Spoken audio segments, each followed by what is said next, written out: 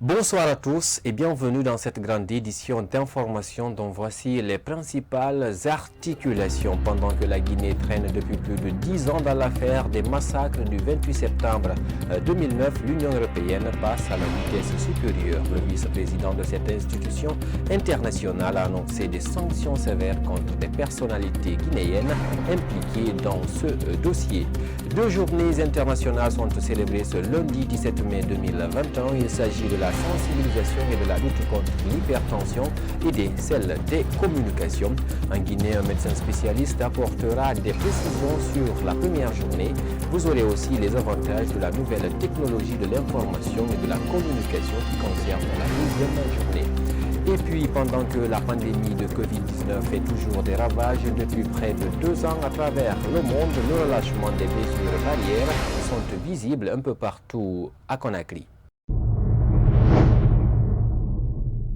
À tous, bonsoir et bienvenue. Je vous le disais au sommaire que le haut représentant et vice-président de l'Union européenne a annoncé des sanctions contre 5 personnalités impliquées dans le massacre du 28 septembre 2009, le 12 mai dernier. À la tête de cette liste, l'ex-chef de la junte capitaine Moussa Dadis Camara. Les sanctions sont entre autres l'interdiction de voyager sur le territoire des États membres de l'Union européenne et le gel de leurs biens. La présidente de l'association des victimes du massacre du 28 septembre se réjouit de cette annonce. C'est un reportage signé Yaye Oumou Bari et Alpha Oumar Diallo. 12 ans après les massacres perpétrés à l'encontre de la population guinéenne au stade du 28 septembre, l'Union européenne vient d'annoncer des sanctions lourdes contre 5 personnes, dont l'ex-chef de junte militaire Moussa Dadis Camara. Il s'agit entre autres de l'interdiction de voyager sur le territoire des États membres de l'Union européenne et le gel des biens des personnes sanctionnées. Asmaouba, activiste, se réjouit de cette annonce. Nous sommes en train de faire toujours des plaidoyers pour qu'on ait la justice. Maintenant que l'Union européenne a déjà emboîté le pas pour d'abord faire des sanctions, tout en donnant les noms des personnes qui sont sanctionnées, je pense que c'est déjà un grand pas pour pouvoir accompagner à arriver au procès que nous cherchons. La présidente de l'association des victimes du massacre du 28 septembre a demandé au gouvernement d'organiser le procès pour permettre aux victimes de bénéficier de leurs droits qui ont été longtemps brimés. Je suis sûr que lorsque le professeur Alpha Condé va donner son avis, ça ne va pas passer 2 jours, on verra le procès ouvert. Donc c'est pour cette raison que je dirais qu'il y a la volonté politique n'est pas tellement réelle dans ce cas de procès. C'est surtout ça le problème de la Guinée. Malheureusement, tout est tenu par le chef de l'État. Alors, il y a d'autres qui disent d'ailleurs qu'il n'y aura jamais de procès tant qu'Alpha est au pouvoir. Alors moi, je demanderai au professeur Alpha Condé de défier ces gens pour leur dire, bon, je suis là, mais le procès se tiendra. C'est ça, c'est ce que nous voulons. Ce que nous voulons entendre et ce que nous voulons voir. On a perdu beaucoup de victimes. A rappelé que le massacre du 28 septembre 2009 avait fait plus de 150 morts, des dizaines de portés disparus, des centaines de femmes violées et des milliers de blessés, selon les conclusions d'une enquête de l'ONU. Comme annoncé à l'entame, l'humanité célèbre ce lundi 17 mai la journée mondiale de la sensibilisation et de lutte contre l'hypertension. À cette occasion, Dr Mamadou Doumbouya, rencontré par notre rédaction, a donné des explications sur la maladie, à savoir les causes et les conséquences, surtout les modes de traitement. Reportage Kadiatou Bari et Ibrahima Khalil Silla. Le 17 mai de chaque année marque la journée mondiale de la lutte contre l'hypertension. Pour Dr Mamadou Doumbouya, cette pathologie intervient lorsque la pression du sang est élevée de façon anormale dans les vaisseaux sanguins. Un facteur qui entraîne, selon lui, des conséquences néfastes. L'hypertension, comme son nom l'indique, ce qui est hyper, c'est ce qui est élevé. C'est une augmentation de la tension artérielle. Si quelqu'un est hypertendu, on doit s'attendre à beaucoup de choses. D'abord, ça peut conduire à un accident vasculaire cérébral, c'est ce qu'on appelle AVC, comme ça peut conduire à une paralysie d'un côté. paraplégie. Et finalement, l'individu va continuer à suivre sa pathologie et c'est une perte économique. Il existe très peu de symptômes caractéristiques de l'hypertension pouvant alerter, indique Dr Mamoudou Doumbouya. On peut parler des maux de tête, on appelle céphalée ou migraine. On peut parler de vertige. On peut parler aussi d'acouphènes, c'est-à-dire un centre de bourdonnement. La photophobie, c'est-à-dire la lumière, on ne voit pas très bien, la vision devient un peu floue. Poursuivant, ce médecin annonce que si on ne guérit pas de l'hypertension, on peut cependant la contrôler grâce au traitement médicamenteux et une bonne hygiène de vie. Les solutions pour éviter l'hypertension sont entre autres. Du point de vue alimentaire, il faut régler le régime alimentaire. Dans la consommation, comme l'étiologie, il ne faut pas se baser beaucoup sur la consommation excessive du sel et pratiquer quelques exercices physiques pour empêcher le rétrécissement de la lumière vasculaire. Il faut accepter de faire un peu de sport physique modéré pour permettre au sang de circuler normalement dans les vaisseaux. Accepter de se faire consulter 1 à 2 fois par mois, respecter les consignes des médecins et faire régulièrement des exercices physiques sont entre autres les consignes édictées par ce médecin généraliste afin de lutter efficacement contre l'hypertension.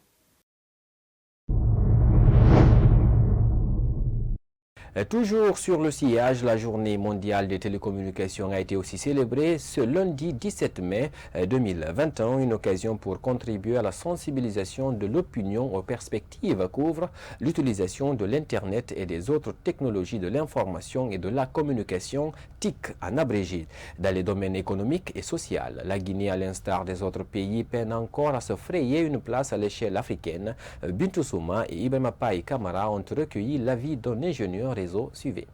Avec pour thème cette année, accélérer la transformation numérique en ces temps difficiles, la Journée mondiale des télécommunications a été créée en 1969. Elle marque la création de l'Union internationale des télécommunications et la signature de la première convention télégraphique internationale en 1865, instituée en 1973. Selon le classement mondial des pays africains, la Guinée occupe la 165e place en 2016.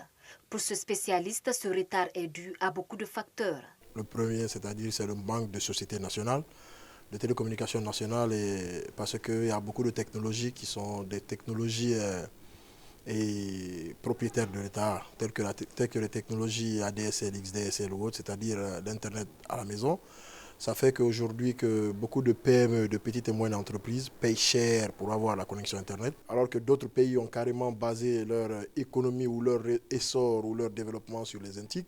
Sinon, aujourd'hui, la Guinée décide aujourd'hui de faire un bond en matière de nouvelles technologies, la Guinée fera un bond en matière de technologie. L'apparition de la Covid-19 a freiné le secteur des nouvelles technologies, de l'information et de la communication, notamment dans le domaine du télétravail dans le monde. Un fouet qui n'a pas épargné les entreprises guinéennes, d'où la proposition de cet ingénieur. On parle de télétravail, c'est s'il y a une bonne connexion avec un bon débit.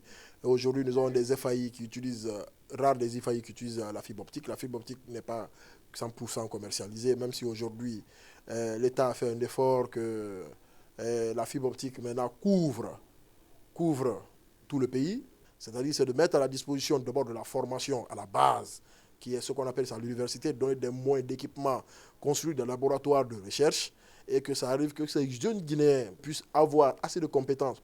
Les autorités guinéennes envisagent la relance de Guinée Télécom, ancienne Sotelgui, pour favoriser l'Internet à la maison. Elle permettra de faciliter la tâche aux PME, l'informatisation et la biométrisation des systèmes de l'État, a précisé cet ingénieur réseau système télécommunications. Reste à savoir à quand l'effectivité de la relance de l'ancienne Sotelgui.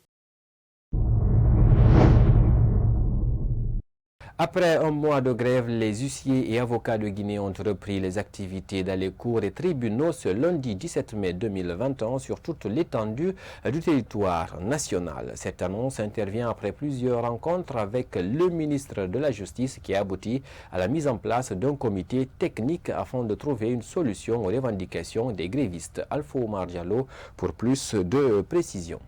C'est un offre de soulagement pour les détenus dans les différentes prisons de Guinée dont les procès attendent encore. Les huissiers et avocats suspendent leur mot d'ordre de grève suite à un compromis avec le département tutelle. Maître Soridaouda Kamara se réjouit du bilan de débrayage. Chacun peut se faire un bilan.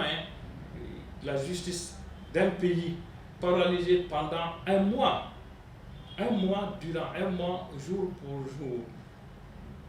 Pensez un peu aux personnes, aux détenus qui étaient en détention préventive, des gens qui attendaient leur jugement. Voyez-vous, quand vous faites le jumelage, vous faites donc un bilan global de Conakry à Yomo, vous vous rendez compte que ça n'a eu qu'un impact négatif. Ça a beaucoup impacté. Je crois que le préjudice est là, mais nous ne sommes vraiment pas responsables de cela. Parce que nous, on a demandé quelque chose qui n'était pas difficile, ce n'était pas de la montagne à déplacer. On n'a pas demandé l'impossible aux autorités, on a demandé juste ce qui était légal. Durant 2 ou 4 semaines, les grévistes devront profiter de ce temps afin de proposer des pistes de solution à la crise. Nous pensons que nous n'avions nullement été roulés dans la farine. Ceux qui ont cette idée peut-être se trompent lourdement. Nous sommes loin d'être trompés. Nous n'avons fait que preuve de bonne foi. Et si le cas d'en face en fait autant, c'est-à-dire fait aussi preuve de bonne foi, rien ne nous empêchera de nous entendre. Mais si le cas d'en face pense pouvoir tromper, c'est lui qui se trompe. Nous pensons que nous n'avions pas été trompés, jusqu'à preuve du contraire. En attendant la fin des travaux de ce comité technique, les huissiers et les avocats reprennent leurs robes pour le bien des justiciables, dont certains sont restés en détention en raison de cette grève. Je vous le disais dans les titres qu'en Guinée, l'on assiste ces derniers temps au relâchement des mesures barrières par la population. Pourtant, la pandémie existe encore dans le pays. Selon les derniers chiffres de l'ANSS, sur 450 tests effectués, 20 nouveaux cas positifs ont été enregistrés. Ce lundi 17 mai, Nana S. Kondé et Moustapha Djané ont fait un tour dans la commune de Ratoma. Suivez leur constat. Le relâchement des mesures barrières contre la pandémie de Covid-19 à les citoyens est visible. Par exemple, au rond-point de Bambeto, l'on aperçoit des citoyens qui vaquent librement à leur occupation sans masque. Interrogé, Sayon Oulare explique cette situation par la négligence de certains compatriotes. C'est la négligence ou bien une manière de saboter. Alors que la maladie n'a pas une question de saboteur. Tout ce que tu fais pour soi-même. Parce que ce n'est pas en nous. Depuis, c'est en Europe que ça a commencé. Donc, nous sommes petits dans l'affaire. Si les gens négligent, le taux va s'augmenter. Si on prend du sérieux là, on aura la solution pour vaincre, le virus. Mamadou Billo Bari, lui, dénonce la corruption à l'intérieur du pays, opérée par les agents de sécurité par rapport au lavage des mains. Par exemple, à la route de Kankan-Segiri, comme ça, on vient, il y a là où on lave les mains. Mais tu viens, on te demande 5 000. Dans 5 000, tu passes. Sans laver les mains. Moi, j'étais obligé de garer mon camion. Je viens, je lave ma main, je prends le bâtiment, je lave ma main, après je continue. Tout en invitant les citoyens au respect des mesures barrières, Mohamed Mounir Silla interpelle l'État sur ses responsabilités. Il faut continuer la sensibilisation. Il faut faire comprendre aux gens que vraiment, réellement, la maladie n'est pas partie d'abord. Elle existe toujours. Elle existe, elle est parmi nous. Donc tous les Guinéens doivent se céder. Ce n'est pas un problème politique, un problème de qui que ce soit. C'est un problème national. On doit se donner la main. À la date du 16 mai 2021, l'Agence nationale de sécurité sanitaire a recensé 20 nouveaux cas positifs pour environ 455 tests effectués, ce qui porte à 2830 cas positifs notifiés, dont 20 421 guéris et 152 cas de décès hospitaliers.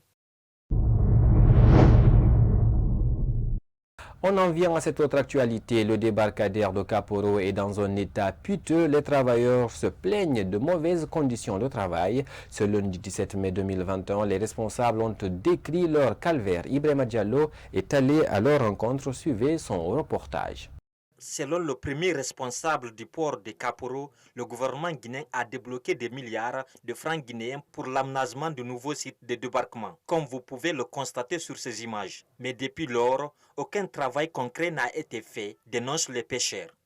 De montrer aux gens, aux Guinéens, surtout l'État guinéen, que l'argent qui a été donné n'a pas été bien suivi, n'a pas été bien fait. Donc vraiment, vu le terrain, vous êtes là, vous pouvez même témoigner, l'image peut témoigner. En tout cas, nous n'avons rien vu, à part de ce qu'ils ont fait. On a parlé. Le ministère même est au courant. Combien de fois nous nous plaignons à eux, mais débarras. Fatoumata Kamara, responsable des femmes du port de Kaporo, décrit leur calvaire.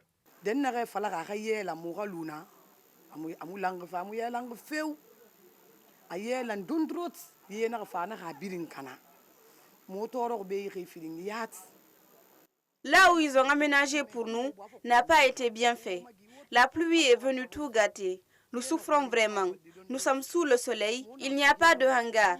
Pourtant, nous avons appris que le gouvernement a débloqué un montant important pour que nous quittions les lieux.